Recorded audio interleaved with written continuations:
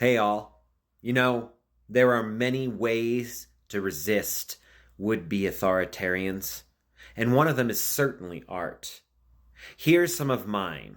This is a poem I've titled, I Sat and Watched the Pronouncement of the King for the Last Time. I sat and watched the pronouncement of the king for the last time from a tower up on high. Little rose petals cascaded below, showering corruption alongside their scent. From the eager promises lolling on the lips of a lunatic dictator, the crowd hung on every word. Oh my, could he rally such a cry from the tears and jeers of all who loved him and those who loved to hate him? But no one seemed to be able to get enough of his blather. They consumed his every word and let it bring warmth and hate to their hearts. I sat and watched the pronouncement of the king for the last time, for the queen held no power these days, a living, moldering corpse, propped up by high fashion. Her distraction lives in the expectations of pomp and circumstance. A role model? No. A comedy, a farce, a prop. Her righteousness is twisted through a veil made of her undergarments. We lust after her curves and seek to suppress her for our lecherous gaze, so we can make use of her body and discard it when finished.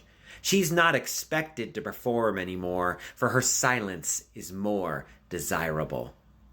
I sat and watched the pronouncement of the king for the last time, when art hung in tapestries like dead hanging flesh on a rotting corpse, its soul depleted for the pleasant, the normal, the expected, its lukewarm flavor brought to you by your favorite sponsor. Did you see them? There, below the dais, the minstrels sat in rows of confused passion, blowing trumpets bent by the will of the dictator to change their sound for his delight, and soon their skins will be stripped by the costs of common sense, their only sin to create instead of creating profit.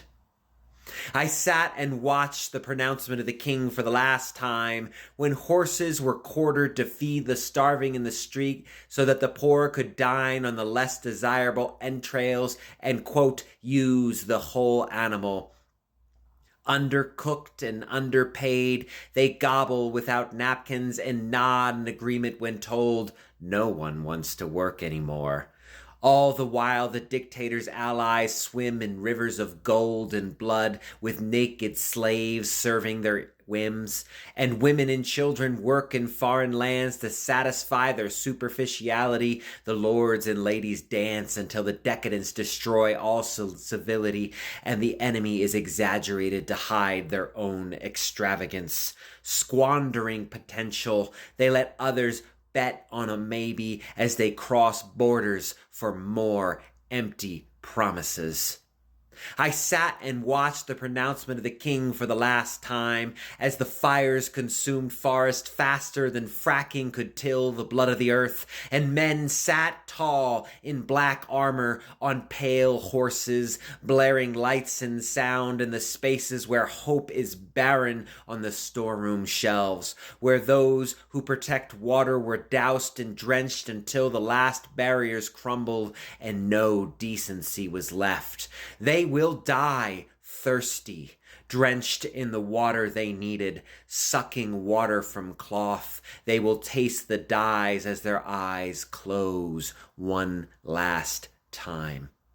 I sat and watched the pronouncement of the king for the last time, when the dictator's corruption grew to great heights and fed on the flesh of all the loathsome worshippers as they cast the name of gods around like so many useless hens clucking, when outrage was worth its weight in gold among the bards of the king's court, when they made empty promises to capture a captive audience, and whispers of God's will gagged those who speak against his crimes. For what is divinity but tyranny?